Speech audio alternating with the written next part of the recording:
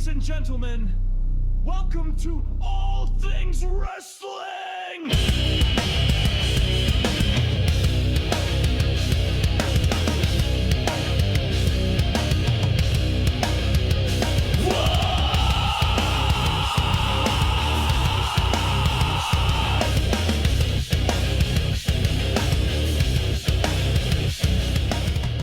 Good evening, ladies and gentlemen. My name is Theophilus, the Oracle Felder, and you're now live with All Things Wrestling. Today, we have a very special guest for you. We have none other than Chris Hollyfield, formerly known by WWE as the Little Boogeyman. Chris, how are you doing today? Hey, I'm great, man. It's on this Memorial Day. Just relaxing. I didn't barbecue today. I just relaxed. You needed that time just to relax and not have to worry about too much of anything, and just chilled, man. I needed this. Just do nothing. For the most part. I'm right there. I'm always doing something. But it's just like just do nothing as far as like I didn't have to prepare for something big or huge, like go over someone's house or be the host and barbecue. It's just I wanted to just lay back because I got a couple weekends coming up that is going to be crazy busy. So This is a good time for me to just spend some time with you, man. Spend some time with you, big dog. I appreciate you spending some time with me. I really do. I told you before, I'm a big childhood fan of yours. When I got into WWE, man, I remember when the Boogeyman came out and he was feuding with Finley, and then Hornswoggle came out, and then all of a sudden, Little Boogeyman comes out. I mean, I was over the hill. Man, this is a dream come true right here for me personally. But so I'm blessed. Oh yeah. Hey, I'm right there with you. So let's jump right into it. So can you share with us a little bit about your upbringing, maybe your family? Tell us a little bit about that. We can start there if you don't mind. No, we're good. Born in 1967, which that makes me 57 years old. There no one in my family has dwarfism. It was just me. I'm the only child. I'm the oldest of three. Excuse me. And my dad is retired Air Force, so we traveled throughout. We were in the Panhandle of Florida, Herbert Fields, Fort Walton Beach, in that area where we started off at. Then we went to Scott Air Force Base in Illinois, and then from Illinois we ended up going to Arkansas, Little Rock, Arkansas, to that military base. And then after Arkansas, we went to Germany. And after Germany, we ended up coming to Patrick Air Force Base in Florida on the Space Coast near Kennedy Space Center. So that's kind of the childhood journey for me, starting, in the Panhandle of Florida, and in full circle, end up coming back to Florida. And but me, myself, I lived in the Caribbean for a while with my brother-in-law and I, and Calvin, my brother from another. We were over there doing a club business back in '93. So that's pretty much kind of like my childhood in a full spin, in a all packaged up real quick, because obviously we stayed at different bases for a period of time. But that was the clock. That was my clock. It started in Florida, and ended up going to Germany and Europe, and then coming back to Florida. Okay, and I'm familiar with that because I was born in Okinawa. Hence my first name Theophilus is Greek, but because I was born in Okinawa, I go by the screen name the Oracle of Okinawa. So I kind of merged, I put it together, right? But some of the same duty stations, born in Okinawa, I completely understand. It was difficult for me to make friends. How was it for you, like traveling constantly? Good question. The people they look at, because I travel the country speaking on bullying and respect, and people take the fact like, oh, since you have dwarfism, oh, you got picked on all the time. No. I've always been a cool dude. I didn't need validation. I was always a cool guy. I was always well dressed. So, my mom didn't have me out there looking flim flam in any kind of way to put that extra on me. You understand Right. what I'm saying? You I know, do. I've always was well put together as far as when I left my house. So what you saw is a situation where obviously I was different from the majority, because it wasn't like I went to school and it was 10 or 15 other people there with dwarfism. Right. Every school I went to, it was just me. I never went to school with um, someone with dwarfism. And you got to think about all the areas that I went. I never went to school with another person that had dwarfism. Now, as I was a student in school, I only saw one or two other people with dwarfism, and that was when we were doing our wrestling tournaments, because I wrestled in high school. So I saw people that participated, not in wrestling necessarily, but they were there watching it. And I ran into like two in my school lifetime. Like two, like two. And Wow. and I mean, it wasn't more than that. It was tops at two. Wow. And that was because, when I wrestled, I would have been a 4-year letterman, but the school I went to didn't, when I was in junior high, it went up to 9th grade, but we didn't have wrestling. But if we would have had wrestling, if my high school would have had wrestling and it was a 9th grade to 12th grade school, I would have wrestled on the wrestling team. So I would have been a 4-year letterman. But I'm a 3-year Wow. varsity. Yeah. See, a lot of people don't know, like, I didn't just go into wrestling with no experience. I can Right. guarantee you, 90%, 98% of little guys that's wrestling in today's world, in these little micro wrestling or any that's ever touched foot in any circuit of wrestling, I bet you most of them didn't wrestle in high school. I can guarantee you most of them didn't. So I Wow. wrestled in high school. I was Wow. a MVP my senior year. My quickest pin was 8 seconds. Get out. Are you serious? Yeah, you can't even take your sweats off in that time. No. Oh, man. And as someone who always wanted to wrestle, I was homeschooled, but I mean, oh, to have been a wrestler and all the things that I've done in my career, playing professional rugby to going out for SWAT, right? Everything I've done and wanted to do was physical, very physically demanding. Wrestling was that one thing that got away from me. It was that one thing I really wish I was able to get into it, and being homeschooled prevented me from doing that. But then again, when I put it that way, it kind of sounds like an excuse. But I try and encourage as many young men and women as possible nowadays to explore other sports, especially if they're athletic or they want to get into sports. Be brave and try it, right? Because you never know what you're going to fall in love with. And then those who want to get better at their craft, I always recommend getting in with a local high school or even a wrestling club. If you know someone who wrestles, ask them to teach you a few things. I feel like the foundation of almost every well-rounded athlete is wrestling, because there's no cardio that matches it, right? Physicality, strength training, nothing else matches it. I've seen more wrestlers go and play other sports than other sport athletes go and wrestle. Right. Because you have to look at it now when you're coached.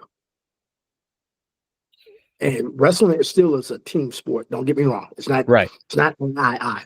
But once that whistle blows for you to go out there on that mat, nobody's blocking for you. Right. Nobody's making that move for you. It's just you. You can't set no screen for me. You can't reverse a move for me. Everything that happens is between you and that your opponent.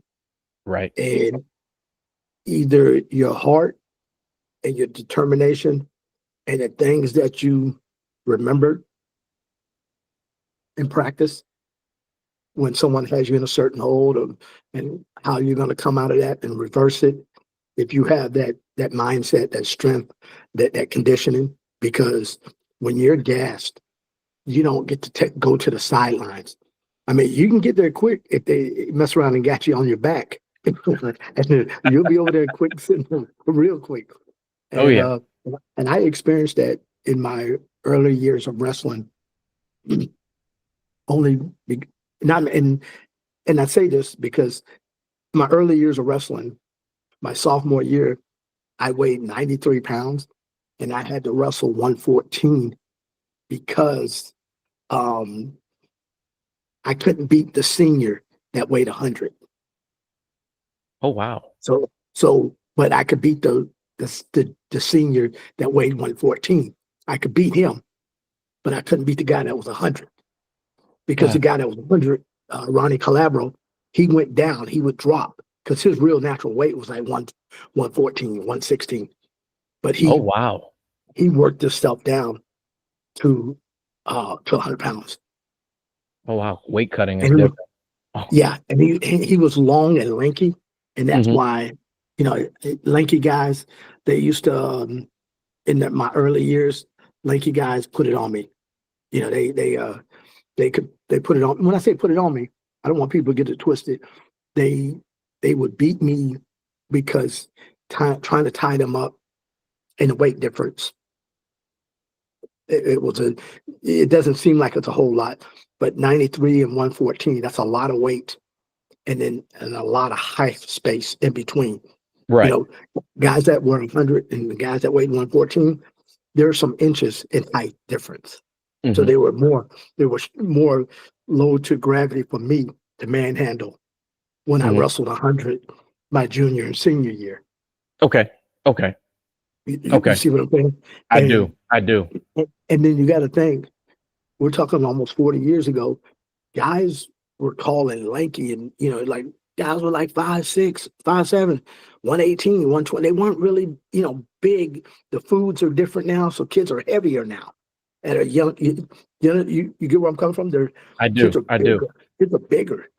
Hmm. It wasn't nothing for somebody to be 5'5", 110 pounds. Hmm. A kid that's 110 pounds now, he's like in the second or third grade. Exactly. You know what I'm saying? And I'm not making fun of anyone. I'm just Right. think with the foods and what's in them now, the weight classes they're different. Drastically different. Right? Drastically different. Oh yeah. Oh yeah. Oh yeah. So I want to dig a little deeper into I believe it's called achondroplasia. Is it? Achondroplasia. Yes, achondroplasia. Yeah. Can you go into a little more detail about it, because that would, reading your bio, that was the first time I've ever heard of it, actually. So if you don't mind, just I'm gonna break it down to you. okay. There's 200 different types of dwarfism. Okay. 200, not 20, 200. Right. No, That's a lot. that's a lot. And achondroplasia is the most common of the 200. Okay. I'm blessed. I haven't had no surgeries. The only surgery I ever Mhm. had, the only surgery I ever had was when I had a hernia. And Okay. African American babies are born with the outie belly button. Right. It's a high number of African American babies born with the outie and the belly button. So Hmm. you have hernia. So they have a surgery to you know fix that. That's the only surgery I've had. You know, Wow. besides my wisdom tooth, oral Right. surgery, Right. Right. but That's a blessing. yes, no, it is. It is because I was just talking to someone that has dwarfism, and they've had 4 neck surgeries, Wow. Okay. and they never wrestled. They never, you got to think. I wrestled in high school. I wrestled in professionally, Mhm. off and on for 20 years. I wrestled for 20 years off and on, and it's funny because I look back and say, what would it have been like if I had that social media? If I had, Right. I Hmm. didn't have that. I didn't have that. I didn't have the blessings of social media now in the era that I came in. Hmm. From 1987 is when I first trained to go become a pro wrestler. That was my first Oh match. wow. Yeah, 1987. 1987. Okay. Yeah, Okay. Yeah, that was my first match in St. Joe. I went to St. Joe, Missouri to train with Lord Littlebrook. God bless. Okay. He trained the little guys. So, and I'll get into that. But like achondroplasia is the most common of the 200 with dwarfism, Hmm. and those are the ones that'll be pretty much you see now wrestling that are because of their body structure is totally different. We got to kind of get that pit bull build, that stocky build for the most part, Hmm. where other types of dwarfism bones and stuff are very brittle, and I don't know a whole lot about the other 199 because I Okay. just, for me, I've never even lived as a little person with achondroplasia, if that makes sense. I I get you. didn't live I that. get what you're saying. I didn't live that. My parents, we weren't involved in Little People of America and things like that. And one, I want the audience, I want you to know, there's no disrespect. I mean, I'm in a military family and we're traveling, we're just going to different places, and it's like, hey, this is your new school. All right, boom. All right. And go off, and that's the way it was. I didn't even know nothing about Little People of America, that that association, until I kind of understood it. I was like 19, 20, 21. I was much older in my life because I got invited one time. I was in a grocery store and a mother came up and she said, my son is a little person like you and you should go to the meetings. And, and I went, and we can get into that, if you want a little Okay. later. Okay. But as far as achondroplasia, you know, I'm probably a little more bow-legged than most, but the doctors did ask my parents if they wanted to, break my legs and readjust them, readjust my legs. Hmm. And my parents didn't agree with that. So this little light keeps going on. My parents didn't agree with that. So, which I'm grateful for. I'm Right. grateful. I'm very grateful because, if something breaks, let it break naturally. That's like saying like, hey man, I want you to punch me in my jaw and break my jaw. you know, Or reset it or whatever people do. I mean, people are completely fine. I hear about that a lot. My aunt, she was one of those. She wanted the doctor to break her jaw so she could reset. They could reset it. I'm like, your jaw's fine. You're yeah, fine. so I never went through the breaking of anything, but I did have my leg broke, Wow. but I was playing because I played baseball. I Okay. played catcher. I played catcher. Okay. So yeah. I've always been athletic, and it's just funny that I see little people, they're athletic now, and I'm looking at them, and not saying they weren't athletic back then, but I guess social media allows me to see more because Right. I was that guy, and I'm not trying to live vicariously through anybody or nothing, but I was that dude. I mean, I played football, I played basketball, I played baseball, I wrestled, and I power lift. You know, I was into powerlifting. I only did bench press though, because um, deadlift and squats. They just didn't. I didn't have no interest in none of those. And Okay. and bench press was the thing. Nobody walks around and says, "How much can you deadlift?" Nobody cares. People only cared how much you could bench. You get the 400 club shirt or the 300 club shirt. Nobody. It's probably different now in the era of 2025. It's a different ball game. But in my era, where the men came in and they came in hard, they separated. What bench club are you in? Because when you got 250, that was huge in school. Um, you got 275, and then you got 300. Ding, ding, ding, ding, ding. It was huge, and it was different because the kids were lighter in my era than what they are now. Kids are coming in, 10th, 11th grade, the ones that play football, they're coming in at 250, 275.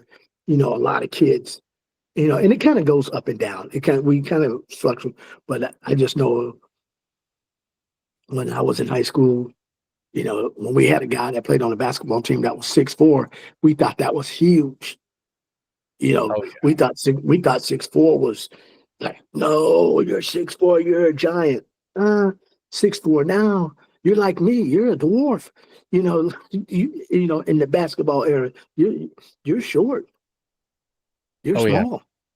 oh yeah. You're short. So, but it's different. But as far as the achondroplasia, I can give you the best version of for me, because I never lived that life of being a little person. Not saying I was acting different, and acting too good to be a little person. Yeah, I was a little person, but I just didn't live that life because I didn't have no experience with it. Because my parents, they weren't ignorant to it. They just didn't put me in that box. You're Chris, you're going to go to regular schools, and everything you're going to do is going to be as regular as possible. Mhm. Obviously, driving, I have to put extensions on the gas and brake. But, obviously, when I go get pants, I take them to my tailor, find somebody that can tailor my pants so they fit me and make me look, crisp and clean. Mhm. And I was always, from working out upper body, I was, pretty stocky up top. So, that was pretty it. That's pretty much it.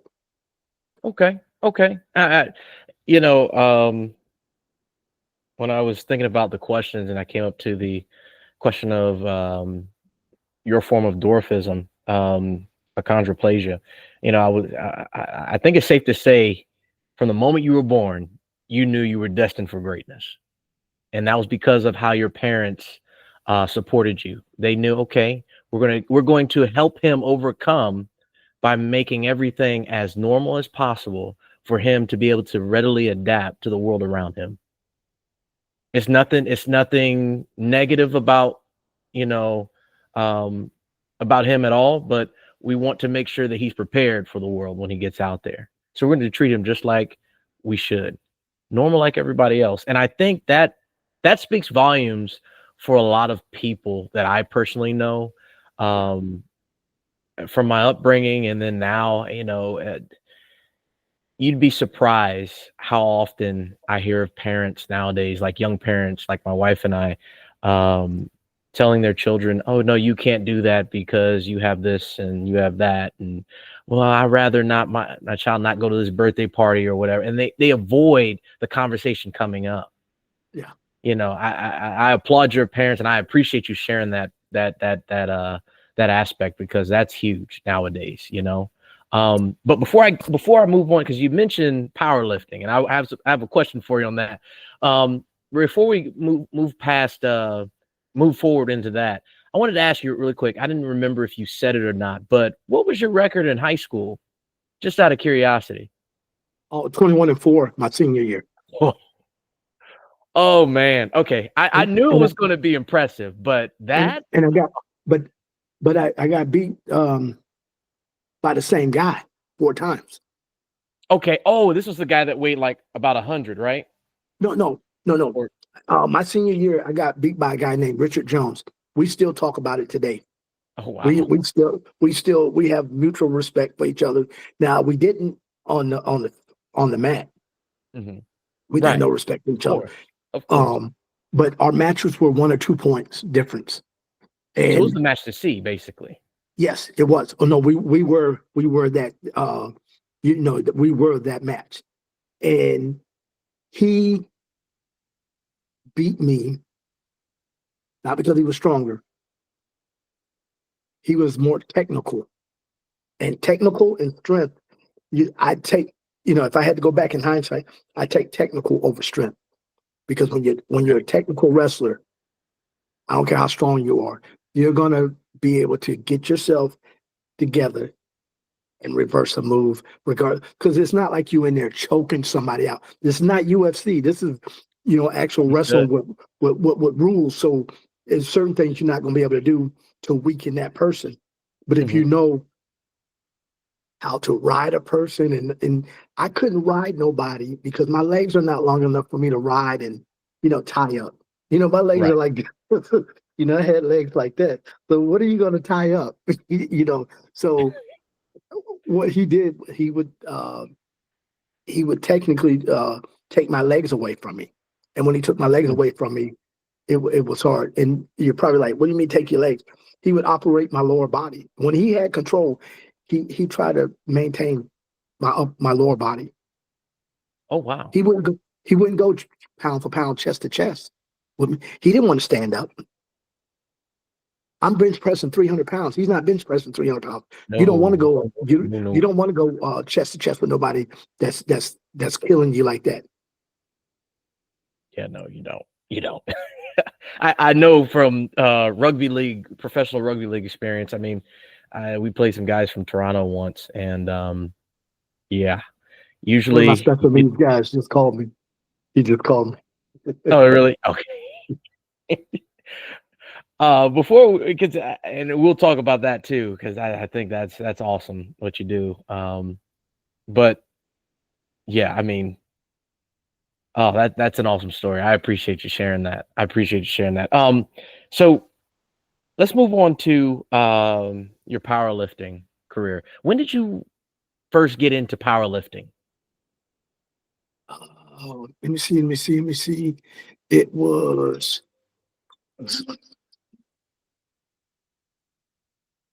Hey, Luke, I'm doing a podcast. I got to call you back, bro. No, you're good. But I'll mention, hey guys, this is Luke, the VIP farmer. Luke, VIP, the VIP farmer. Um, yeah. I gave you a little shout out on the podcast. How about it? I call you afterwards, okay? Okay, bye. Love you, man. All right. I'm gonna have to send some extra swag down there for Mr. Luke. I'm gonna definitely do that. Yeah, because I'll tell you that when we get to that subject. Okay. I love my guys, but powerlifting, I started it in 90-ish, 90, yeah, around about Okay. 90, and I competed, went to all these little competitions and stuff, and then I went to all the natural ones, not all the time, because some I just went to because I just wanted to go. And but I got tested. I got voice tested, I got urine tested, I got blood tested. I was tested. Not an ounce of anything in there. Said some bad foods. So, but no, I never failed a drug test or anything of any sort. So, when I was lifting weights in high school, I had a PE coach, a female PE coach, um, Miss Hedgecock, and Judy Hedgecock. Give a lot of props to her because she was a professional softball player, Okay. and she was a bigger lady, but she taught me a lot, in weightlifting, and she always told me to stay on my dumbbell presses. She said, do a lot of dumbbell presses, and I encourage anybody out there, when your dumbbell presses go up to the next level, your bench is coming out the roof. You're coming out the roof because you're building the strength. Because one side of your body is going to be stronger than others. Because you're either right-handed or left-handed. Right. And so and when you ever seen people bench, it's always that one side is up and the other side is it's like click click click, and then you're home. I've had a few scares in my lifetime. Let's just say that's why I'm laughing. I didn't seen a lot of them. So, but she taught me the dumbbell presses. She said, you stay on the dumbbell presses, that will increase your bench. So with that being said, I used to hit the dumbbell presses a lot, and the stronger I got in the dumbbell presses, the more my bench went up. Okay. And then eventually, I remember when I was 93 pounds and I was bench pressing 225, and then Yeah. So, and it's like people don't get that. You think about 90 pounds, because I can snatch any 90-pound kid out in this world, and they're not even going to do their body weight. They're not going to. Most of them are not even going to do their body weight. Nope. And then they're going to be so young at that. Somebody weighing 93 pounds is going to be like 7 years old. Exactly. 10 years old. So you were doing stuff way before social media that was astronomical, because that's a lot. 93. You take a 93-pound person doing 150 is a lot when you think about it. So she taught me that, she dumbbell presses, and I stayed on the dumbbell presses, and then eventually I competed in 1992 for the World Natural Powerlifting Federation. Okay. And I was in a 114-pound weight class, and I ended up benching 330 pounds at 110-pound body weight. Whoa. Oh, man. And that's why I said, man, if I could have had social media in my era. Yeah. I probably wouldn't be able to get in touch with you. That's how famous you would be by now. Like it's what? Yeah. 330. Oh man. 110-pound body weight, tested and all. And I never took anything other than whatever I could get at GNC. Yeah, see, that's a big thing nowadays, because you get people. I know a few bodybuilders and powerlifters, and they're telling me there are tons and tons of folks that they're competing against. They can't seem to get clean for anything. And it's not like they're taking some off the wall, like true steroid. No, this is just performance enhancing stuff that they're thinking is okay or safe, but they feel like they have to take something to make them better, when all they need is to get in the gym and stay in the gym. Right. Yeah. Like, I have one of those, the way I'm built, I like to think of myself as having a sleeper body, right? I have one of those like hard-working farmer boy bodies, because I used to do concrete work, then I played rugby, and now I went in the military, and now I'm in law enforcement. Like, the kind of training I do, I don't look like I'll go the distance with you, but I'll take you beyond the distance, right? And boxing, cardio, running with a gas mask, plate vest, I can do those things because I train in them doing those things. Yeah. People recommend to me all the time, you can get chiseled and stuff if you take this. And I'm not taking that. I don't need that. I can perform. I'm not trying to look like I can perform. And I think that's the biggest issue nowadays. So that's I appreciate you sharing that, because I've never personally been into powerlifting. I do strength training, which is a version of powerlifting, but I don't compete, right? Yeah. But yeah, I mean, it's that world in itself amazes me a lot nowadays, because my uncle, my godfather, actually, Zach Rhodes, he was in the Marine Corps. He was a big power lifter and bodybuilder off and on. And it always like, when I got older, it amazed me how he could balance both. Like, he'd be 6 months on power building, or powerlifting, and then 6 months off doing bodybuilding stuff, getting ready for a competition. And I'm like, right, dude, like, what? But yeah, that's quite the stats there, especially. I mean, so I think we're at a point now where 12-year-old Theo is dying on the inside to ask this next question. When were you first introduced to pro wrestling? 1987. I was in St. Louis. Okay. I can tell you this. It was probably at a bingo hall, probably about 6 or 7, 10 miles from the Budweiser plant. Okay. I'll never forget that, because that Budweiser, that yeast, in that, you could smell it so much. You could smell it. It almost, it made me kind of like sick on the stomach. And see, really? That's why, because it was just so, it was just, so potent, and that's probably because the night before, Maybe I don't know because sometimes, yeah, I can see that. And so that was the little part I was leaving out the night before. No, I completely hear you on that one. You know, but we wrestled at a bingo hall, and it was right there in the St. Louis area, and it was funny because it threw me off guard because when I first trained and whatnot, Lord Brooks said, "Hey, young man, you're gonna drive here," and I was like to myself, because you're a rookie of rookies, and you're asking yourself like, is WWE, are they driving this far? Like, because I'm thinking like St. Joe, Missouri to St. Louis, we had a good, I don't know, I could be off on my hour ride, but I want to say about 8 hours, 6 to 8 hours, Okay. and then I'm thinking like, in my head, I'm like, I don't think Hulk Hogan and the rest of those guys are driving this far. Because I didn't know, nobody explained anything because I didn't come from that background. Right. I just knew I could be a wrestler. I knew I had the athletic ability to be a wrestler. So, but anyway, it was in St. Joe, Missouri. I mean, we went from St. Joe, Missouri to St. Louis, and we get to the bingo hall, and so we're going over our match. Me and Bad Boy Brown.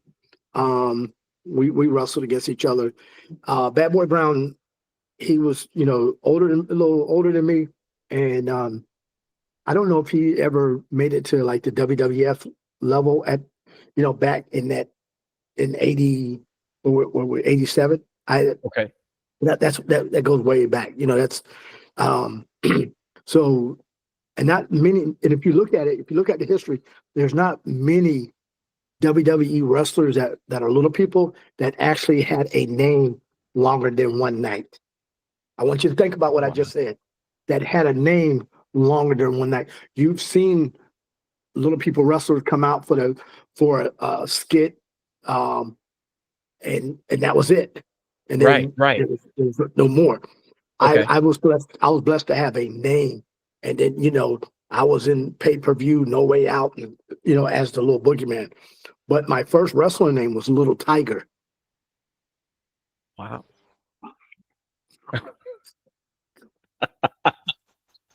And I had these little leopard shorts, tights, and I was Little Tiger. And I was like, wow, Little Tiger. So yeah, me and Bad Boy Brown, we wrestled, and we went on a little road. We drove together.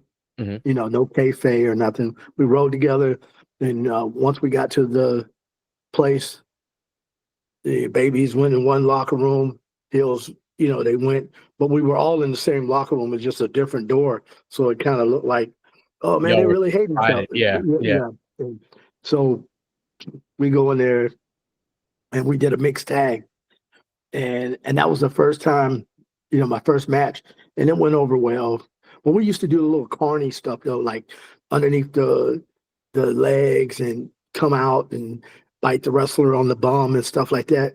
And when I look back at that, when I look at it, I just wanted to be a wrestler. But when I look at that as a man, that was the corniest BS. Like, it was just corny because if we could have been able to be a real wrestler as the average height guys, and whether it be getting on the microphone and doing all these things. Now these guys do it now, but I'm talking about in my era.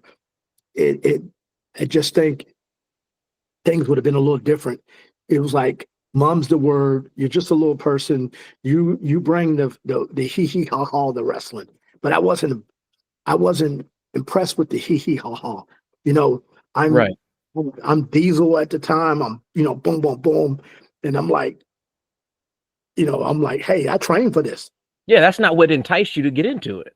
No, I didn't know. To be in the whole circuit going on underneath the ring, that didn't entice me. No. It was like, I wanted to throw you up against the ropes, clothesline you, and boom, boom, boom, and throw your clothesline again, pick you up, walk you like a dog, like boom, dropping some elbows on you. I wasn't with the running around with the referee and stuff like that, and the Three Stooges stuff. I Yeah, wasn't. I no. wasn't. I wasn't. I was never interested in that.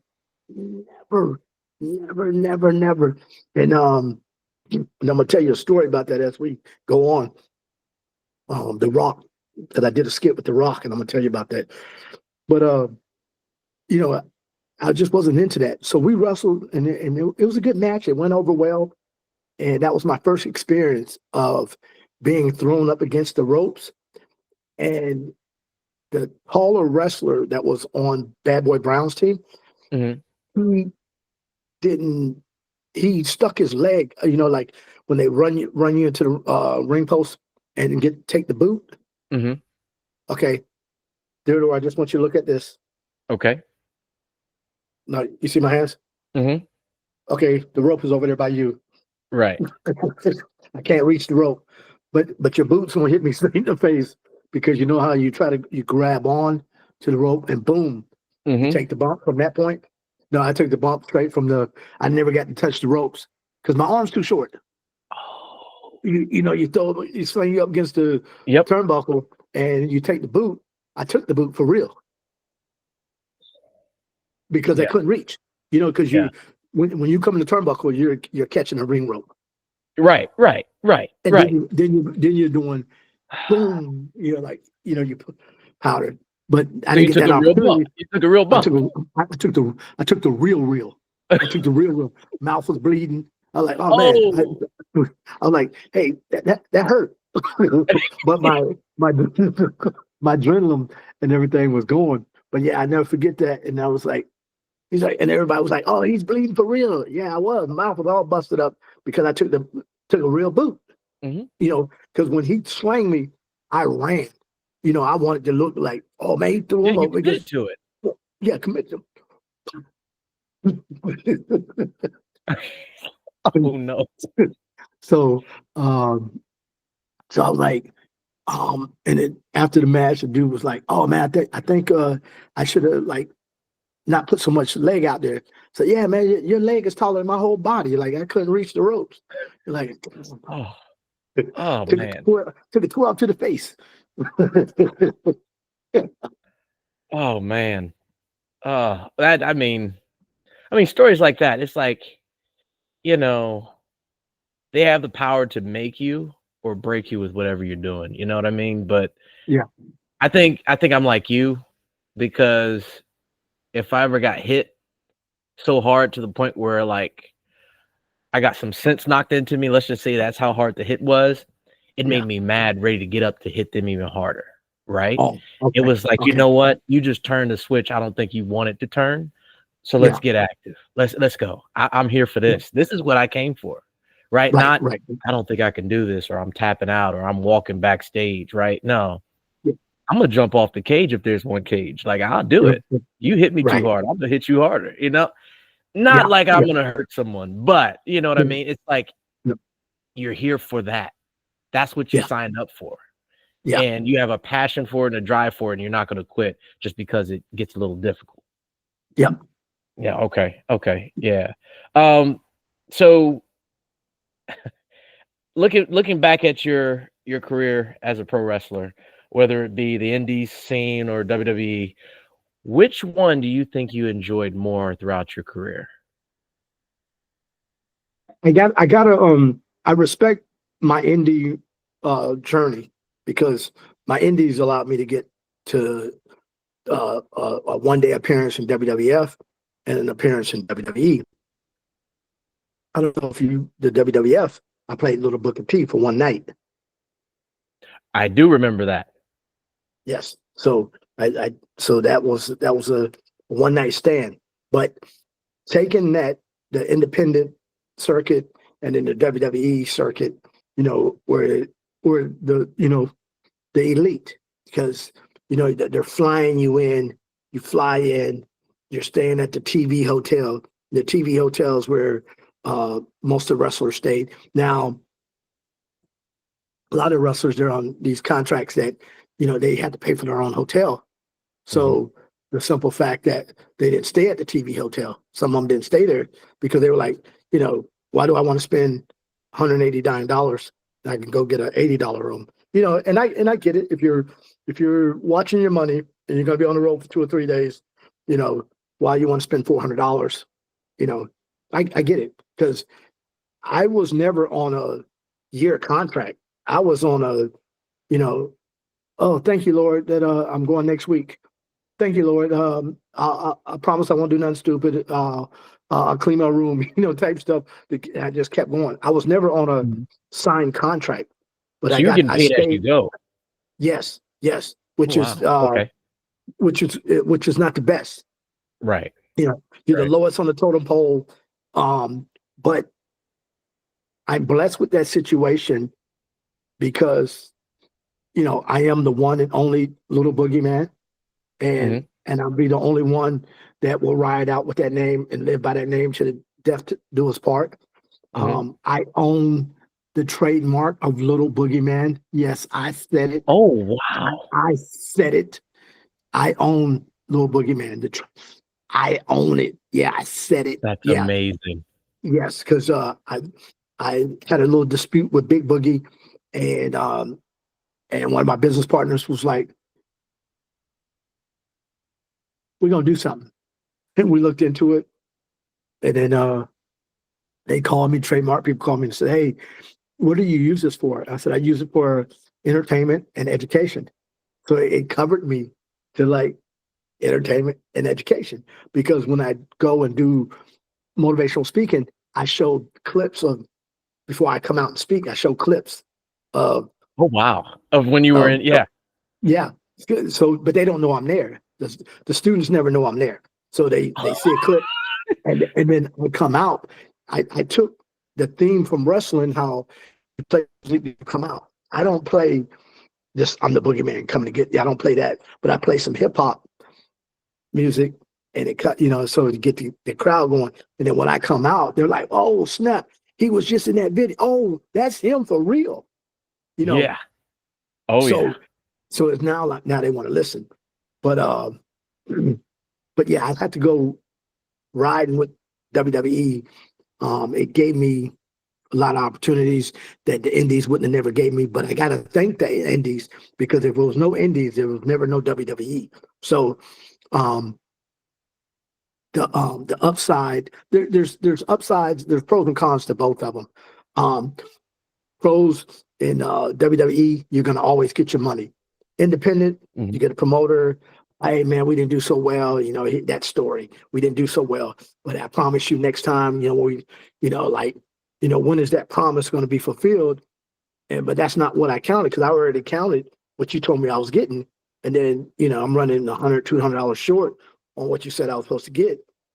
Plus, I drove over here, you know, and you know, things of that nature, and so you take your bumps and bruises in the whole wrestling world, the whole entertainment world. It's not as Mhm. um, glamorous as people think it is. You know, it's a little different now because social media. You got people that were were nothing become wealthy and popular. They're like, "What did you do before this?" Mhm. Nothing. You know, where, you know, I had a path. You know, and I did it because, you know, I wrestled independently 20 years before I even got a phone call to WWE. You Really? probably didn't know that. Yeah, yeah. You got No, to I think. did not know that. No, in '87, I Mhm. was 19. Oh, I got a wait. call Yeah, I in didn't know you '87. started in 80. You told me today that you started in Yeah, 87. I started in '87. 2007 was when I first saw you, I think, was it your Yeah. debut? Yes. Yes. That's actually in one of the questions I'm gonna ask you shortly, a little bit about that. Like, Yeah. oh, man, I did not So even I just registered right now. that's a 20-year gap. I was 40 years old when they called me. They called me. They called Get me. out. They called me December. They called me. Um, they called me December 2006. Yep. Because it was in just 3 weeks later, I was doing my first match in Seattle when I came up Mhm. from underneath the ring and shocked the world, worms and all. Yeah, Yep. Yep. Yep. I remember 20 that. I years, remember that. Um, 20 years. Man. wow. I mean, so you said something there that just that hit me even deeper. You said you were age 40, and I don't know if you still keep up with WWE nowadays, just a little bit, see who the new talent is, if you even go to any events when they're local or even travel to events. But I'm finding a lot of these superstars that are big name talents that are like your bread and butter of entertainment now for the WWE, right? They're 40 and above, like between 35 and 40, like, or 35 and 45. Like you got The Rock. I believe he's 50, right? You got John he should be Cena, 50 and change. Yeah. 38, 39, right? You got LA Knight. We actually have the same birthday, November 1st, but he's like 40 something, 42. I'm sitting back and I'm like, okay, you know, because usually you'll find with athletes, right? They start creeping up on 40. They start thinking about retiring. You're taking bumps at age 40. They have no excuse to be retiring like this. I don't know. I could be wrong, but wrestlers might be your all-time greatest athlete. But you know what it is too?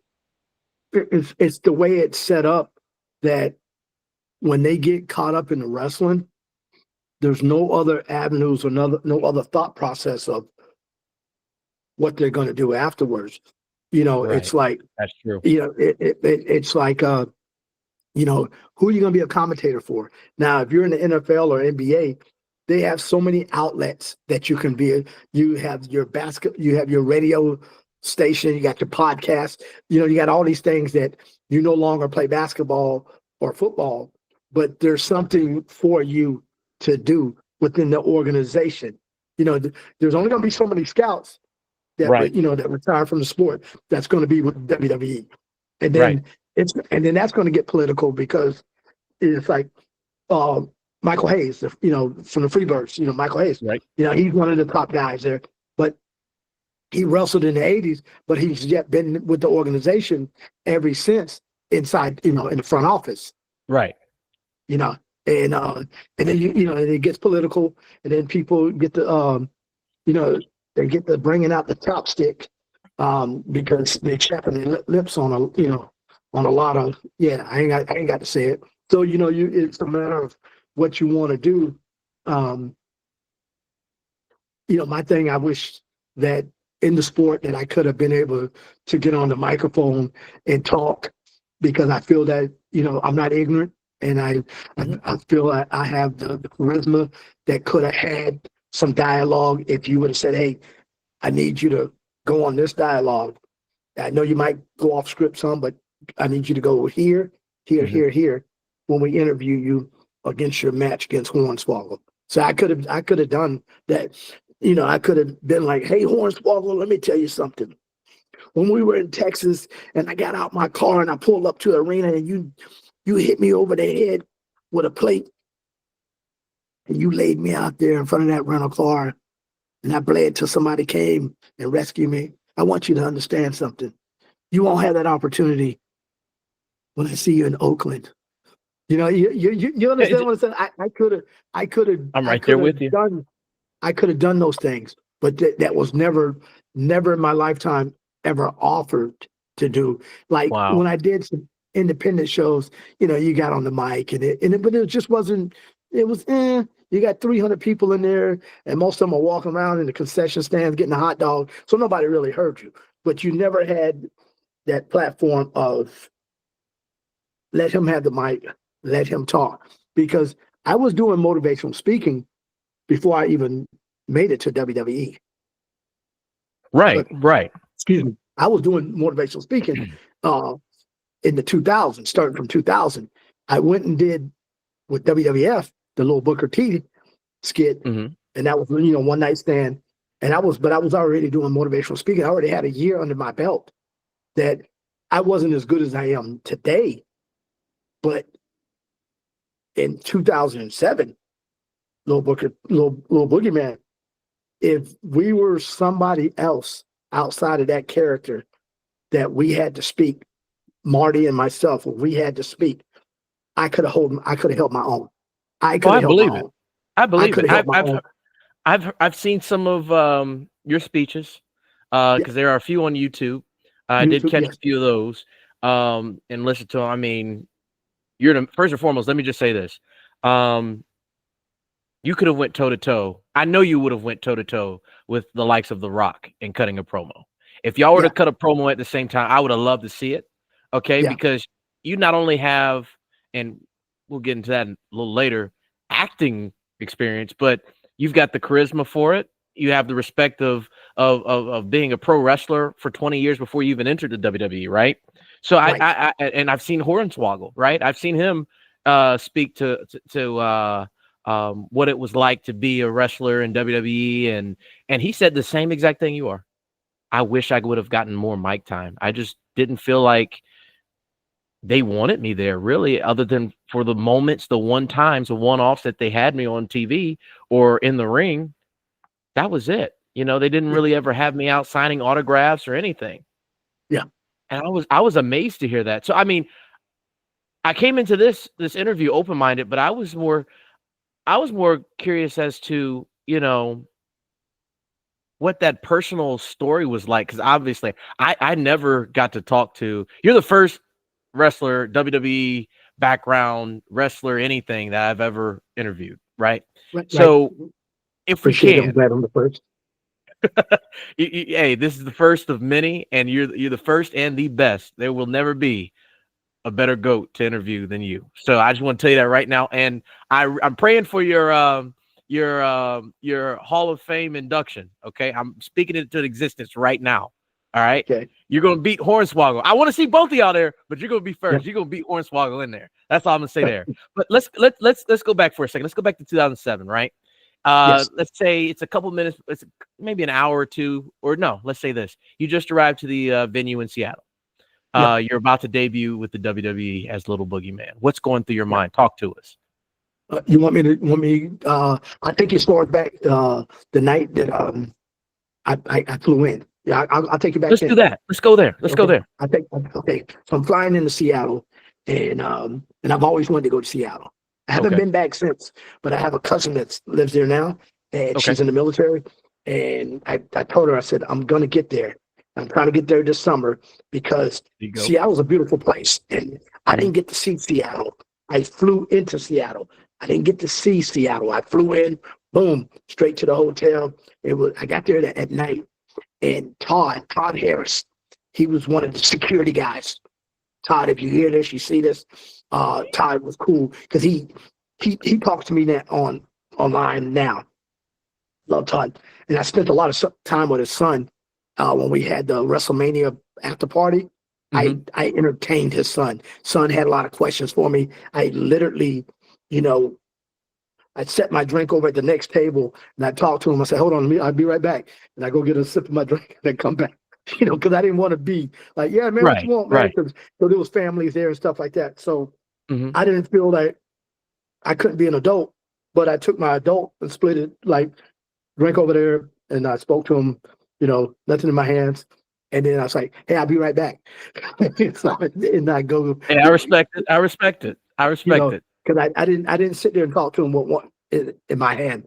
I don't do that with kids. So anyway, flew in and Todd was there. He says, hey, Little Boogie. And he already knew who I was before I knew who he was. Because they've already talked about hey, they've seen pictures, whatever.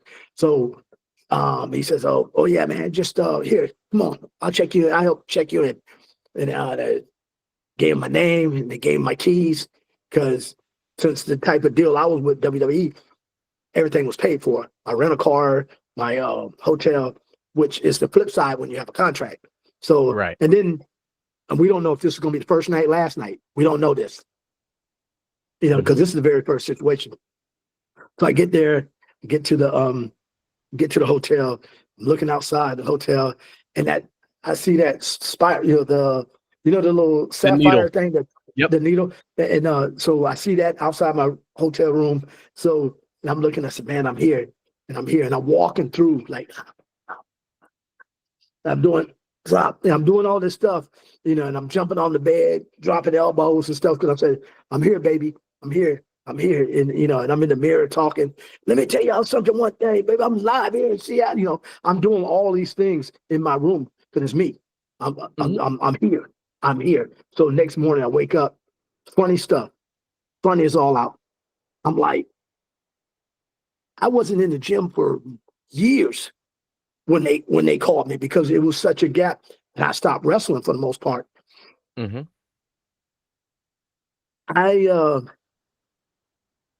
And I got a picture.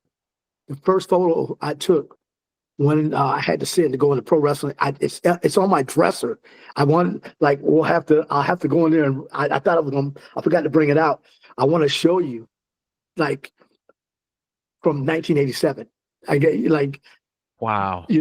Yes, I got to. It's on Polaroid. It's on Polaroid.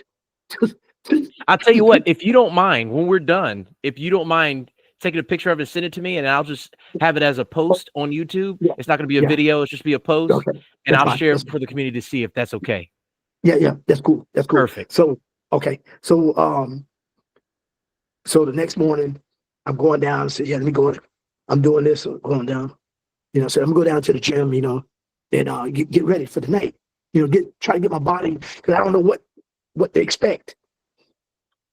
Mm-hmm. Remind you, I ain't been in the gym in forever, because wrestling was not in my category. It wasn't in my vocab. It wasn't in my thought process. It was Right. it was like, I'm 40. Mm-hmm. I took the yes because I said, hey, you don't know how this is going to set your platform, for the future. So, and I started thinking, I said, oh man, I started going to these schools and visiting.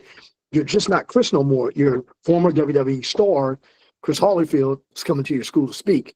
You're giving yourself degrees. You're giving yourself title. So your degree isn't in psychology. Your degree is you're a former pro wrestler. You're a former pro athlete. That's your degree. Right. That gives you that stamp, because you got to have one or the other.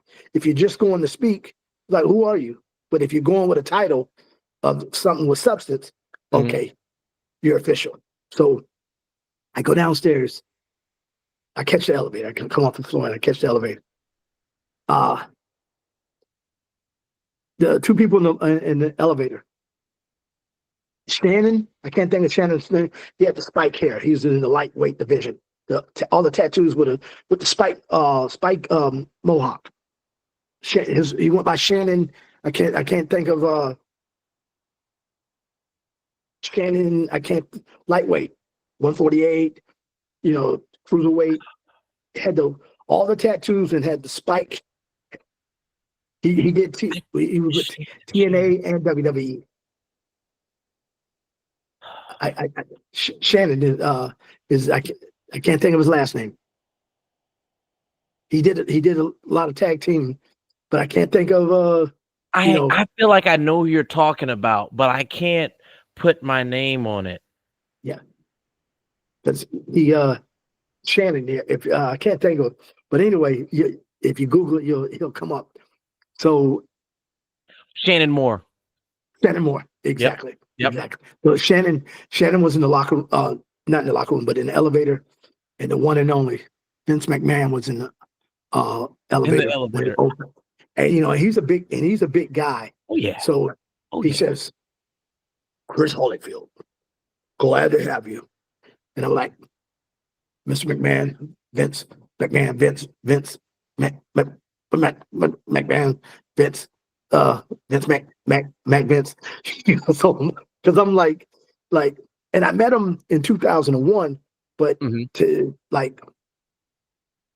meet him now, it was just different, because I met him in the hallway in the arena in 2001. Here I'm meeting him in the elevator the night before we, the night before we wrestled, the night of we're going to wrestle and everything. So it's just like, whoa. And I'm trying to get back in the groove, because I wasn't wrestling for this long time. And an independent company would call me and ask me if I wanted to wrestle. Like, for what? I'm not, I don't want that.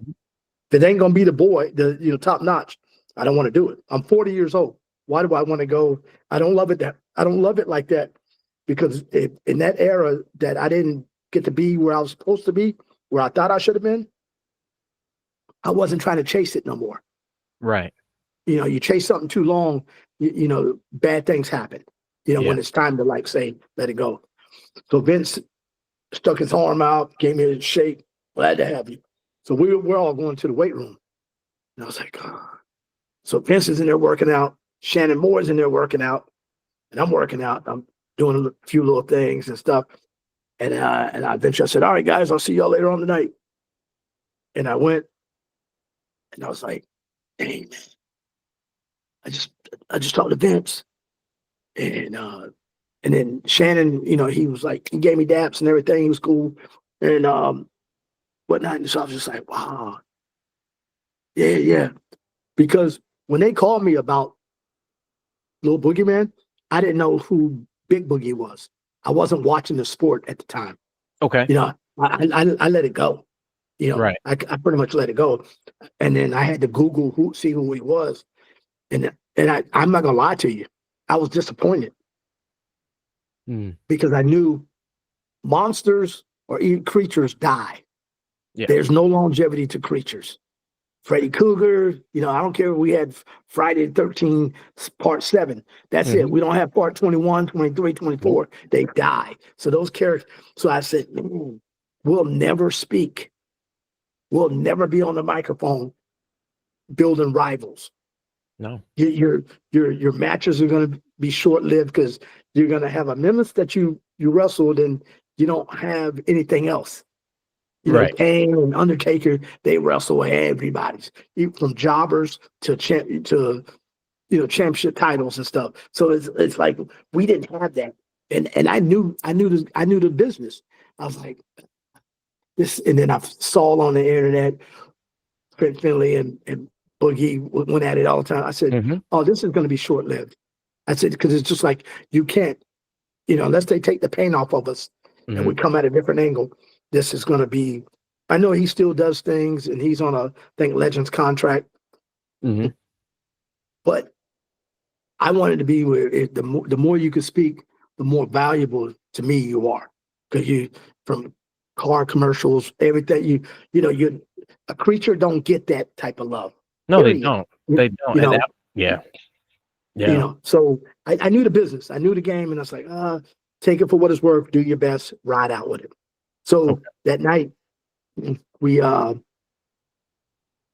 I met them, went back to my room and sat there for a little bit. And I knew what time we had to be there. Call time was 11. So this was like 8 o'clock. This was like 8 in the morning. So I got my bag and everything. And I had to go and I brought some chaps, some biker pants, and I bought that. And I had a girl put some hair on the side for him, so some hair pieces, some weave on the side. And then she made me a collar, so with weave on it, so I could put that around my neck. So I had the hair. And then I bought the little extension parts to put on my arm, like Big Boogie. Right. And I didn't have no paint that first match. I used his latex paint. It was latex. It wasn't no finger paint. Yeah. No, it wasn't what like the Sting got.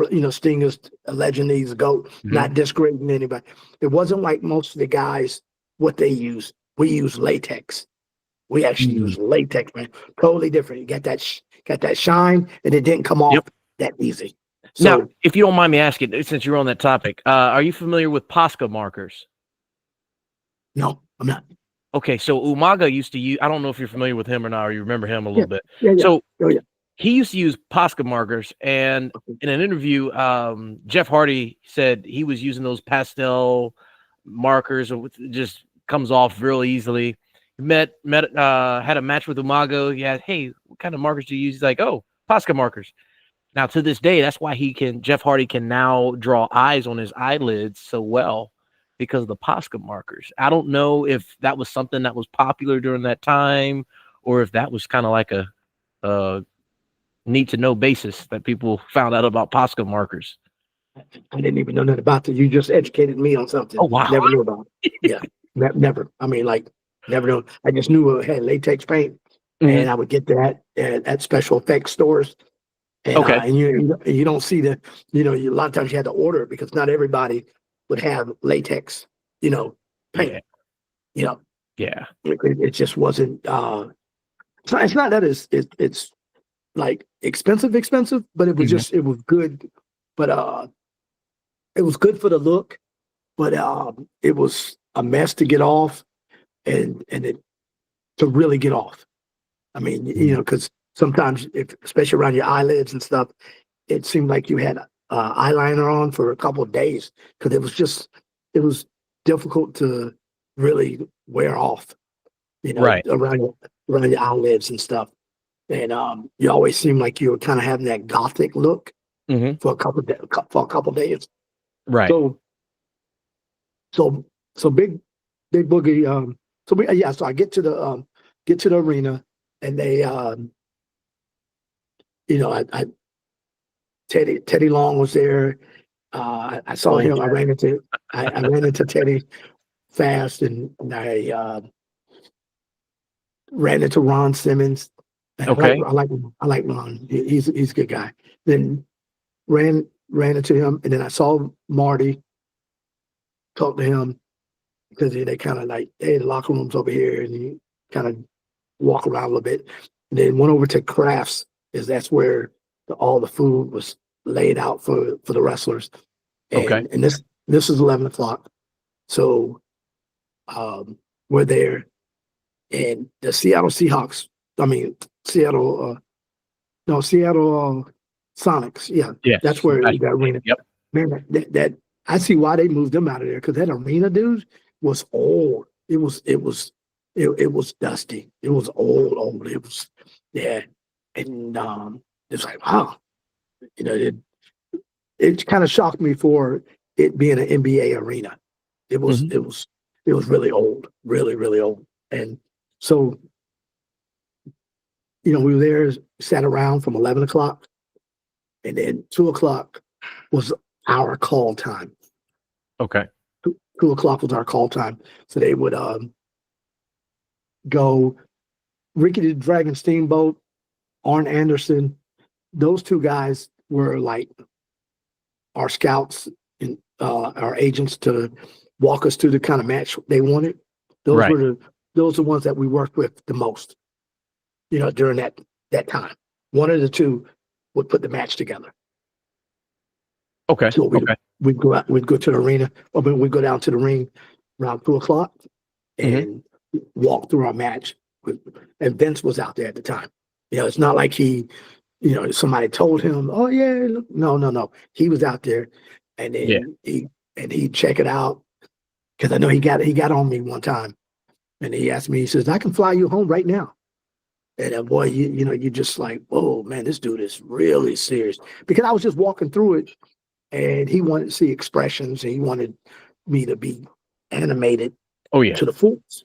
But Oh, I yeah. was just like, I know how to turn the switch on and off. I was just walking through it, concentrating on boom, boom, boom. But he wanted to see that look in your face. Right. And Oh, yeah. I was like, wow, this guy don't play.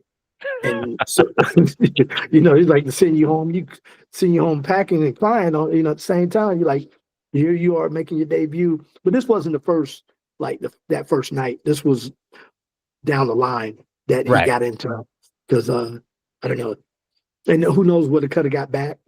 And because I know Big Boogie was complaining, so I don't know what him complaining and get back to Vince.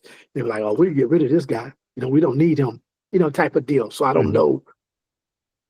That day he got into me, ripped into me. I don't know where it came from, or it was just that he thought that I didn't want to be there. But that was never Mm. the case. But once rumors get to flying around in that locker room area, it's bad business. It's Right. just bad business.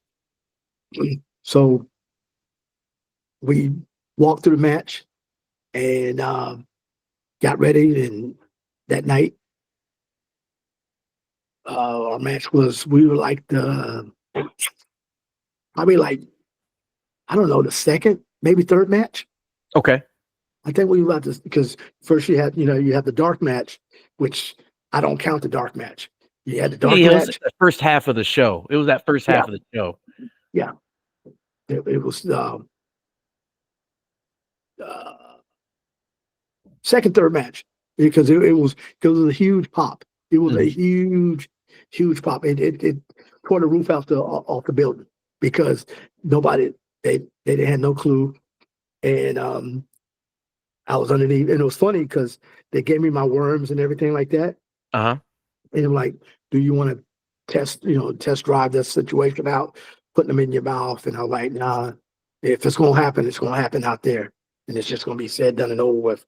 I get back here playing around with them, might get to gagging on them and like, no, I can't do this. So I just was like, I'll be ready when the time comes. Now I have to ask, I don't know if you can share this or not. No, I can share it with you. Were these real worms? Because a lot of people, I've seen videos, shorts on YouTube and other podcasters asking wrestlers, hey, the Boogeyman, when you got those worms spit on you, or when the Boogeyman did this or did that, are those worms real? And they were always speculated. I felt like they were real. Were they real? They were from Walmart. The Waltons made a lot of money off of it. Yeah. No, man. They take them and they had somebody that actually clean them for us, rinse them down, and then put them on ice. Oh. They put them on ice. And, because our breath and our mouth is hot, man, as soon as you put those worms in your mouth, they shriveled up like fast and they went crazy. Mm-hmm. They went crazy. They're swarming all over. Just, yeah. Oh, yeah. They went crazy, swerving all over, in your mouth. And they were like just going crazy. And you using your tongue to kind of, shift them over so they wouldn't, you don't want to swallow them because they'll send you straight to the bathroom. You talking about X-Lax, you don't need X-Lax. They'll send you straight to the bathroom quick. Oh, wow. Quick. Yeah. Like almost on yourself if you yeah, that fast. Yeah. Oh, man. Oh. So it's kind of to wrap up that section though, that question. How did you feel after that performance, that debut? How did you feel after the match? Oh, the way that, because you can see the way the arena just went on, caught fire. It was crazy because one of those situations that nobody knew. It wasn't like they didn't get prepped for it. It was one of those things that whoever was watching it that night, they saw something that they never saw coming. And oh yeah. And after the match, you walk back up the ramp and there's the room where they got all the monitors, where they're watching, everything. Gorilla. Yep. And Gorilla, exactly. And you walk by and then Vince gives you that thumbs up, you're good. Because when you walk by, he's looking at you. Once you get behind the curtain, you walk past Gorilla, you're waiting for that thumbs up. Or you're waiting for that cut around your neck. And get his bag. Exactly. So oh man. The thumbs up, and then when you got back there with everybody else and they were like, oh man, that was the biggest, and it was definitely the biggest pop that night. There's nothing that matched that pop. So and you still didn't know, like, are you going to be back next weekend? And then, like before I left that night, they said, oh, we'll see you next week. And then you're like, for real? You're like, okay, cool. It was like excited. So just, you went back to the hotel. I went back to the hotel and tried to get all that stuff off my face and check my flight for the next morning. And I was out because we, at that time we were filming Raw and SmackDown on the same night, which was Monday. Oh, really? Yeah, we were doing Raw and SmackDown on the same night. Oh, wow. Okay. Yeah. So the people saw Raw live. You see what I'm saying? They saw Raw live, and then they got to see SmackDown. So they got 2 for 1. That was in the arena. Yeah. And it would air on Friday.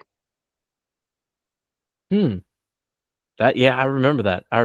Yeah, because of course I don't remember seeing that, but I do remember, you know, hearing about this nowadays, you know, years later. Hey, yeah, we had the filming on Monday Night Raw nights and for SmackDown, and you know, folks kind of got a little taste of both. So Raw has always been the show that's eluded me. I'll just say that because I've always been a fan of WWE Raw. I've gone to 2 SmackDown events so far, back to back in DC here in the Northern Virginia area, DMV. But you know, I'm still waiting for the perfect time to go to a PLE, a premium live event as they call them now instead of pay-per-view as they once were called, or a Monday Night Raw, and even NXT. Still waiting on an opportunity for those 3, but we'll see what happens. But yeah, I really want to say thank you again for sharing that little inside scope, because that's something that you don't hear too often. You know, the experiences of what it's like, the adrenaline rush, what you're feeling right before and right after a match. You know, but moving on, I want to get into something a little more personal, and it's interesting how life works. You know, how even if you're not intentionally networking, you find yourself networking, right? So, as you know, wrestling has a way of allowing athletes in the business to form meaningful bonds with legendary wrestlers and important public figures. Yeah. So can you share some of the connections that you may have made because of your time or your career with the WWE? Oh, it's allowed me to go attend celebrity golf tournaments and be some part of the golf tournament. Not that I can golf. I can, you know, I might take you on some putt golf, but you know, as far as like golf, that's not my thing. But it has allowed me to be invited to be a part of those golf tournaments, to where I've had the opportunity to meet a lot of former athletes that were like much older, like but they played different sports, and then then they would invite you to their nonprofit organization, and you know, so you had the opportunity to start meeting, you know, different people, right? With that, and then also, you know, you could throw that when you're like at a game somewhere, and then you're like, hey, you know, if you have one of your buddies say, hey, you know, this is so and so, so and so. Oh man, hey, come here. Let's take you over here. You know, where you was over here, now you're getting more involved in a different situation. Well, we got 5 other former athletes over here. You know, come, yeah, let us introduce you to them. You know, so you started getting introduced to people, because when you go to these even like a celebrity poker, I don't even play poker, but just being in that room, somebody's going to introduce you to somebody, and like, oh, who's this? Oh, this guy played, you know, in the NBA and back in the 80s, but you still get to meet those people. Exactly. You know, exactly. you get to meet those people, and then you exchange numbers with certain people. Not everybody, you know, it's just like the ones that feel like giving you that conversation. And it's like, hey, let me know you're in town, or you know, we'll do this. And because I went to you remember Larry Little? He played for the Miami Dolphins, the 72 undefeated. I went 2 years ago. My dad won't let me forget. My dad won't let me forget. He's from Orlando, a big Miami Dolphins fan. He won't let me forget to this day. But go ahead. but I met Larry Little when I was at his golf tournament 2 years ago. Oh wow. Yeah, and a lot of the you know, the ones that are still living and stuff, the 72 guy, you know, from the 72 team.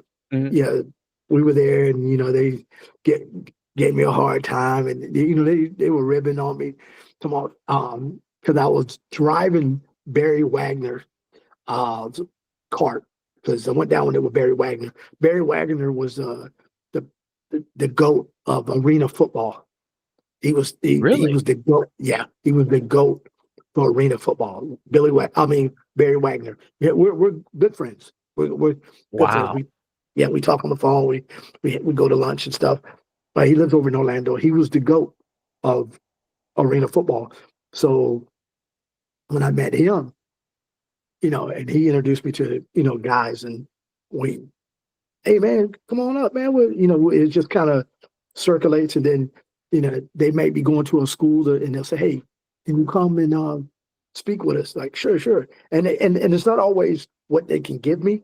It's the platform, what they can give me. Because see, right. as long as I show up and show out, it'll be heard, maybe not today, but it'll be heard, and a door will open. Right. Because when you get an opportunity and people can see, like, if you're charismatic, how you deliver and things of this nature, there's your piece. It don't have to come tomorrow, but later on, it's like, oh, that's that guy. How do I get in contact with this guy? Because you never know who's watching your platform or who's going to see your platform. So, you just got to be authentic and be yourself, and let people be a part of your story. Make them a part. Make them like want to know more. Like, don't be afraid. Don't hide. Don't sugarcoat. Just let it out. Like, I've given you,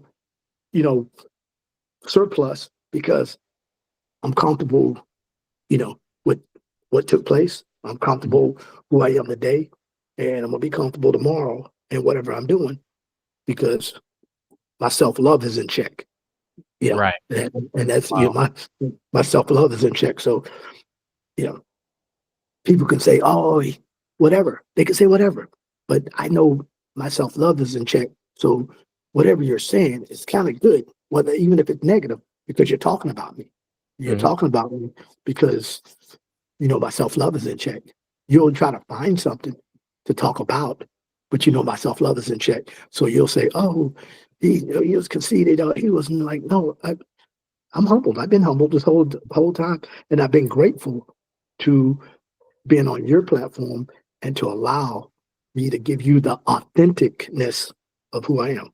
I So appreciate it. We appreciate it. Yes. No, it's it's good stuff. It's like everybody has a story. They do. Everybody has a story. And I take pride into yourself, dear Lord, to reach out.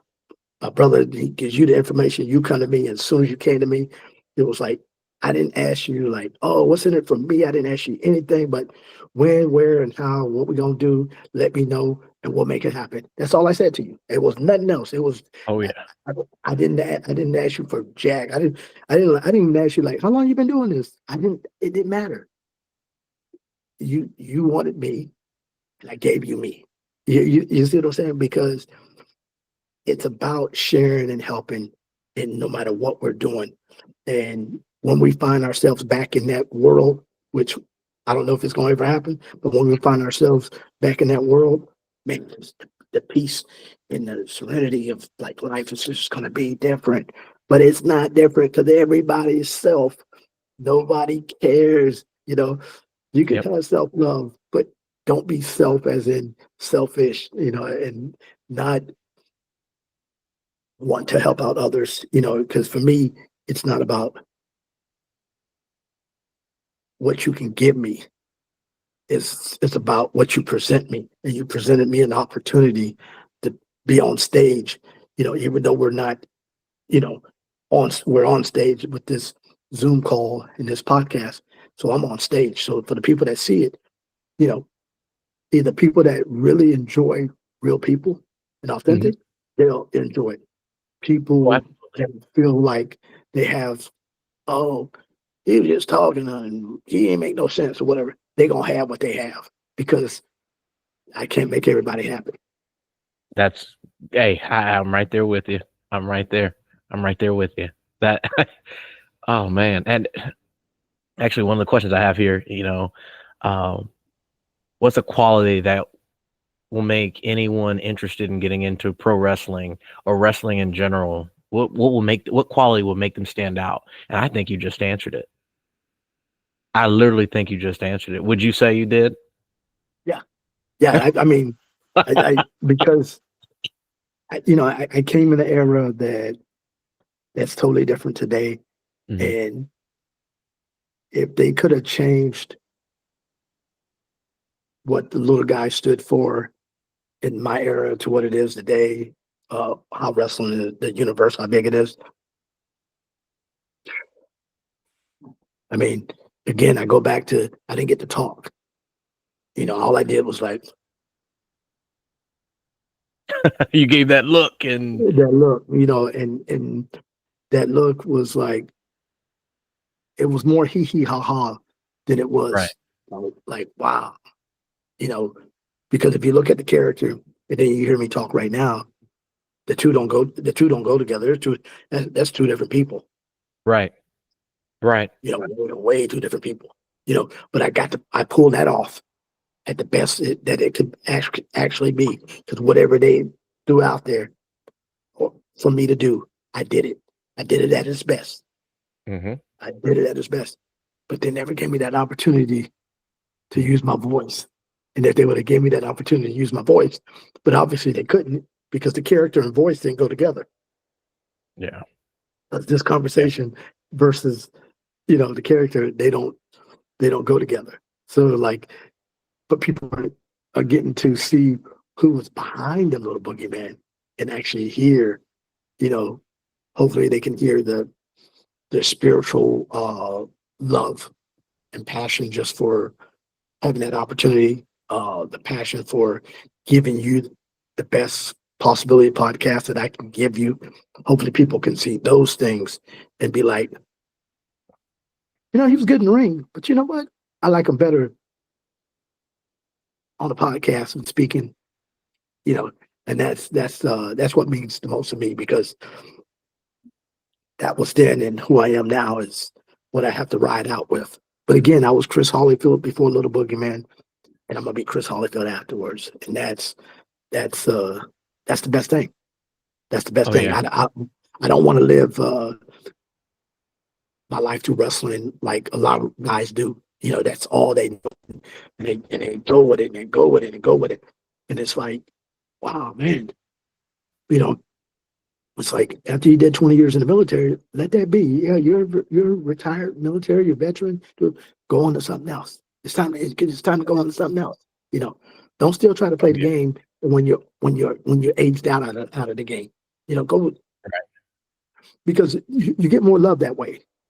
You know, when you're still trying to, you know, hold on. I think a lot of times people they become angry because they feel that you're taking glory from the up and coming, because you're still Mm-hmm. trying to be that person. Mm-hmm. You know, I don't knock the guys with the little micro mini wrestling and stuff like that. I don't, hey, go for what you know. You know, I wish you the best. You know, I do. You know, my time is up. My time has expired. I'm 57. Mm-hmm. You know, people ask me, they call, hey, I said, I'll do autograph signings and I'll put the stuff on. Oh, well, can you wrestle too? I ain't trying to wrestle. I'm 57. And like there's a point. Athletes are not, I don't care if you still trying to take a bump at 60, you're not an athlete no more. You just Right. you're not an athlete no more. That's just point blank. Mm-hmm. But if you can't get what you gave when you was 30, and you still like, you're not an athlete no more. You're a former. And it's okay to be former. Because in our lifetime, we're going to be former something. Yep. You're right. You're absolutely right. You're absolutely right. You know, it's just, it's what it is. I was a former student. I went to high school one time. You know what I'm saying? I am no, so it's just like, you gotta let it go, man. You gotta let it go and just find a place of happiness on doing something. And that's where special needs, you know, working with special needs, that's a happy place. That's a happy place. I mean, I love all the ones I work with. I love them, man. They're funny without being uh malicious. They're funny on, they want what we want. But a lot of times people don't get to see that because they get that label. Right. Special needs. They're autistic. To what is normal today? Because some of the stuff I see people do, whether it be in the political world, spiritual world or anything in this world, what is You've got normal, it. man? Yeah. What is What is normal? normal? Mhm. So it's like, but they're normal because this is what they have. This is their condition. And if you sit and talk to them, you see like, wow, wow. You got to look yourself in the mirror like, dude, what you complaining about, dude? You know, some of them are never going to drive a car. Right. Never. Even if you bought them a car, Porsche, Maserati, whatever you, Hyundai, Kia, whatever, the Soul, whatever, they'll never drive. There's a lot of them that will never drive. But man, like my guy Luke, I love him being a passenger in my car because he's funny. Um he's just so he's comical without being funny. He's just comical, and it's not like because he's down. He's funny. He's funny just because the things he says. You know, Oh yeah. he'll tell me. He says, I promised my dad some grandkids, but I'm looking for a woman that's divorced and she already has a couple kids, so we don't have to go through that. Hey, that's smart though. I mean, it's like, hey, he's thinking outside the box. He's got a mind. He's using it. That's normal. That is normal. I mean, and he's got that comedy side. He might even find a career in comedy. I'm gonna be honest with you. That might be a good career for him. He's that's pretty solid. That's pretty solid. So, It is. I'm actually glad that you started pointing us into that direction because I'd like for you to share, and I also want to use this platform in an unselfish way, like you said, and I want to be able to showcase what all of our guests do. And for you being our first one, I heard about your campaign called Got Respect, and if you could share a little more about that, if you don't mind. No, the Got Respect tour is a tour that I travel around the country speaking at schools from elementary to high school, talking to students about self-love, respect, and bullying because they all intertwine with each other. Because if you have self-love and you really love who you are, your energy is not going to find time to make fun of other people. Right. You just because you're going to have empathy and compassion. Mm-hmm. You're going to have those things. So you're not going to fall into making fun of people because their visual differences, because we're all different. We all visually look different. And some of us may not look as different, but yet we still got something going on the inside that you can't see. Because you can't tell if every person is autistic. I have a high function autistic client. And he calls me Unc. I'm surprised he didn't call me because I thought I was going to bring him some cabbage and ham tonight. He said, "Hey, Unc, so you going to bring me some of the cabbage and ham earlier?" So I was like, "Yeah." And I said, "It'll be after 6." So, but I mean, we're good. Don't worry about it. I mean, just up the road. But when you see him, you never think like, "What's wrong with this picture?" Handsome guy, But you get into a little conversation, you can kind of see certain things going, a little south, a little north, a little all over the place. But I love these people. I love them because they're genuinely good people that just want to be part of what we call this norm of this world of what's supposed to be normal, what's not normal, and that's one of the reasons I've always been traveling to schools with the Got Respect tour because I want people to see individuals for who they are, because I walked that walk. Let's put a wrestling aside. I was Chris Hollyfield, the little guy that's 4'4", achondroplasia, African American, bow-legged, walked with a wobble, all those things. Regardless of my defeats of bench pressing and pro wrestling, but I still was that little guy with achondroplasia, that little guy that's only 4'4", and I still was that guy. That's never changed, and that's going to always be here. But me, myself, I checked in with my self-love, and I never let that go, regardless of what people said or how people saw me. I claim not to be perfect. What is perfect? So I claim not to be perfect, but I do say over and over that, hey, I love who I am. And some may take that as like, arrogance, cocky, and whatever the case may be. But when you love yourself, that's not arrogant. That's important. Because if I Absolutely. don't believe it, if I don't believe in me, who will? You got Who a will? point. Who will? How do I get opportunities? I don't get opportunities if I can't look at you head on. I don't get opportunities because you look at me as like they're not going to be productive for what I need them to be productive for, because just their body tells me that uh, they're going to get caught up and fall back because they're not assertive to like, hey, what's going on? I'm here. Mhm. And a lot of people lack that. Doesn't make me better than them. So I try to push that within, I push that within people because, this right here, I can never change, but I can always change my attitude towards You're people absolutely right. and how people see me. It's like I go and travel throughout the airports, throughout the country, and little kids, Mom, look at that little dad. And it's like, come here. Mm. The parents are like, oh, I'm so sorry. I said, no. I want to give him a fist pump. I want to give him a fist, because I don't want him to see the next person, the next person, and the next person that's slightly different, that you always think they're bad people or there's something majorly wrong with them. There's nothing wrong with them. They just look different. Right. But if you don't teach that, then they will hold that, and then that will become a target for them next time they see somebody that's visually different, because they don't know. Absolutely. Absolutely. Because you shun them when they said something. They say, oh, look at it. And then parents are like, and I'd say, no. I said, no. I said, come here. Give me some. All right. So how old are you? What grade you in? I said, all right, I'll tell you two things.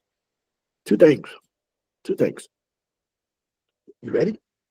All right. You got to eat your vegetables. You got to listen to your parents and teachers. They're going to allow you to be whatever you want to be in life when you listen and do those things. If you don't, I can't say that those good things are going to happen to you. Mm-hmm. And what happens is that they'll tell you, I don't like carrots, but I'll eat broccoli. Hey, that's a start. Cool. Because they're not going to know the chromosomes on, what happened, X, Y, Z. Why go there? Mm-hmm. When keep it elementary, because at the end of the day, life is elementary. It One is. plus one equals 2. Mm-hmm. It's 2xy over 6. It's not that. It's 1 plus 1 equals 2. It's basic. Life is It is. elementary. We make it difficult because life is elementary. You use more things that you did ABC, elementary versus anything else. Absolutely. Absolutely. So you see, so keep it elementary, keep it basic. Now, if you happen to be in the conversation, Theodore, we talking about something on a whole nother subject matter, in a different time, that's something different. But the basics from this podcast to life, it's elementary. Yes, sir. What's your name? What's your name? How long did you do this for? It's just it's elementary, It is. but It really is. we make it difficult. We make it difficult. We're trying to be here. Oh, let me tell you, we're too much at the end of the day, it's elementary. Out there, Absolutely. the sign says 45 miles per hour. That's what it says. It doesn't. It's elementary.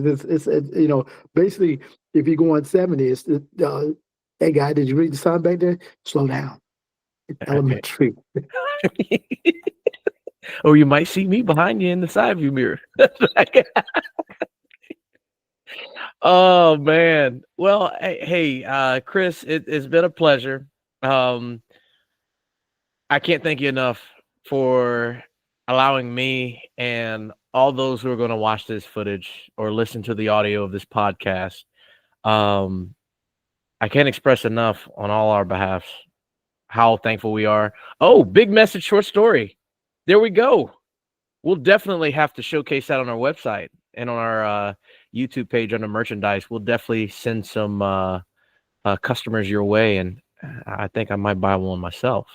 So if you don't mind, I did have a bonus question in here, but I think I'm gonna skip that because it's not as, I don't see it as more important than your most unforgettable moment out of your entire life up until this very moment. What was the most unforgettable moment that you've ever experienced?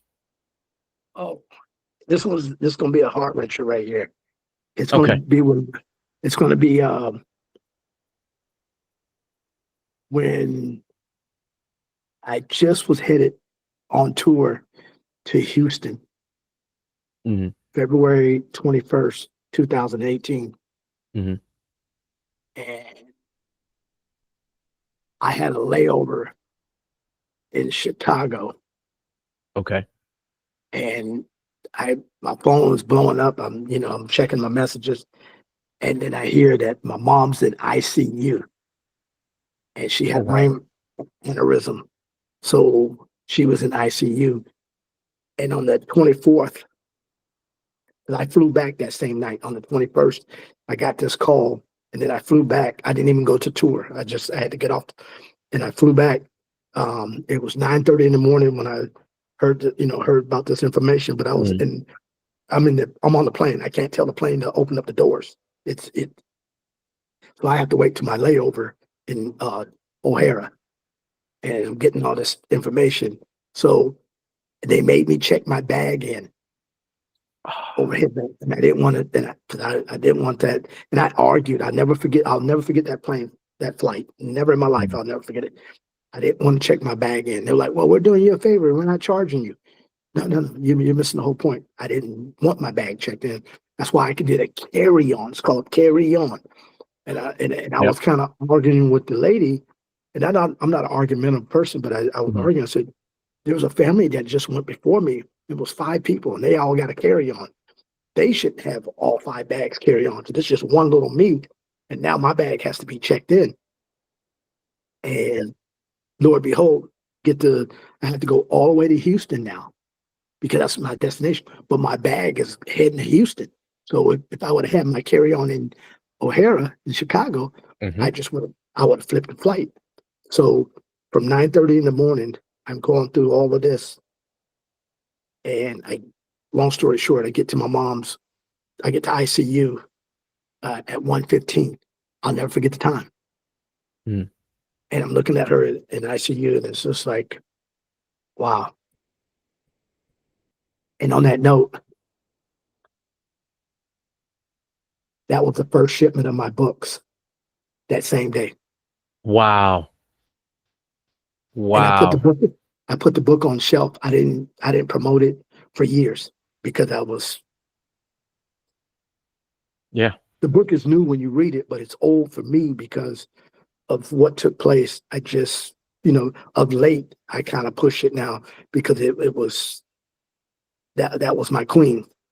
She Mm-hmm. wasn't, my mom wasn't my best friend because, you would more likely be my best friend than my mom because some of the stuff I would talk to you about, Uh-huh. I'm not talking to my mom about Right. because the respect factor. Right. Right. You see what I'm saying? I do. I The do. respect factor, So, but she was my best queen. She was my best mom. And so that was one of the most difficult things I've experienced that I'll go to my grave with because we didn't get that time to say, oh, we didn't get a fair warning. And I'm saying that, because a lot of people have gone through what I've gone through, but, it's just like you didn't see it coming. And then when it hit you right in the throat. Yeah, It it didn't does. slap. It does. It didn't slap you. It hit you right in the throat. And the lady she was is that literally she'll give her shirt off her back for you, knowing that, hey, you need to do this, or so and so, so and so. she didn't care. Because her spirituality was, I'm gonna be okay. That was her thing. And then, she had jumped the Grand Canyon, no parachute. But you gonna run from over there, I'm gonna be okay. And that was, and so when I run into people, they are like, "Oh, your mom, oh, your mom," and to hear that, it's so refreshing because that's important. It is. Because when people say something, as soon as they see you, especially like ladies, when they see me, that's the first they think. I saw a lady in 7-Eleven a couple weeks back. Oh, your mom was blah, blah, blah, and it's like, it feels so good because they're the people, because that lady actually worked with my mom because my mom was in the medical field, and she died an hour before she basically died that day. Cause, as far as I'm concerned, because ICU just kept her alive, but she was getting off work within an hour. She was retired within 3 months. Wow. So it just the boom, boom, boom, boom. Yeah. She just went and bought her a brand new SUV. She didn't have it 90 days. Just so much that just took place that to this day that it's just like, wow. So it hits you, times boom, boom, boom, and you just go with the flow. But I lived through her and her heart and her selflessness of what what she would do, and I lived through that. Unfortunately, my father's still living, but she was just you definitely don't make those no more. Those are not those, you don't make those no more. And nothing against anybody else. Nothing against I love people. I love you. I love, just in general, I just had that love for people. But yeah, that was one of the 1-2s that's still rocks me here and there. Still rocks me. But it's what it is, because we're gonna all go there one day. And one of them here, I plan on changing lives. That's all. That's Absolutely. yeah. And hopefully, I'm working on a docu-series. We're gonna go independent. It's good. Chris Hollyfield presents Unique Heroes, and it's about all the special needs individuals that I come across and work with. I don't necessarily work with all of them. The ones I come across, they're unique heroes. They're heroes, because I get to learn something from them that's genuine, and they have no agenda of, they're not using me. They don't want, they just want to be accepted. And who better else that had to, go through those challenges of not being able to get a job when I was a teenager because of my height, because it was different. It was different. Now they give more opportunities, but in my era, it was, my taller friends were at McDonald's and Burger King and all the drive-thrus. Me, I was collecting cans and bottles and trading them in, babysitting and cutting grass for a source of income, because it was just a different era when it came to hiring process, which now it's more open. But, that's why I'm so in tune in them, because they are awesome. And I love them to the moon back. Oh yeah. Well, that's a Unique Heroes 2025 docu-series. We're working on that. We'll have the links for people to chime in and really see like something that's uplifting and authentic, that we need in our times, because everything we do now, if you look on social media, it's like, I'm gonna shoot you, and I'm gonna shoot you, and it's like, violence. Yes. So much violence. We don't have no, just like you got that feel good food. We don't have that feel good entertainment to just watch and take something from. You know, everything we watch it's geared towards I hate you, and yeah, it's unfortunate, but it's where we're at right now. But as long as I'm standing and walking, and I'm being interviewed by Theodore the Great, guess what, man? I'm gonna change. I'm gonna change lives, Bubba. I'm changing lives, dog. That's what I Hey, do. I agree with you. I'm right there with you. One life at a time, man. One life at a time. I tell you that story. First and foremost, I want to say, you know, I applaud you for being as strong as you are, because you can definitely see your mom in you just by basically the story that you shared, and, you know, the impact she's made on other people. It's definitely reflected in your life.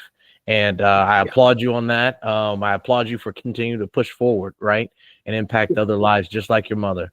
That's something that's, I have a personal connection with, you know, wanting to continue on the legacy that you were taught as a child. And I've had a rough upbringing, you know, but, you know, you keep fighting, you keep pushing forward, right? So please send us those links for the docuseries. I'll definitely, in all my spheres of influence, I'll push that out and promote that as much as possible. Again, as a token of our appreciation, we have a shirt, custom All Things Wrestling shirt with your name on it. Chris Hollyfield, FKA, the little boogeyman, and it'll be in the mail as soon as it comes in. I'll be in touch with you. Yeah, thank you again, sir. Thank you very much for making this possible. We appreciate it. We love you.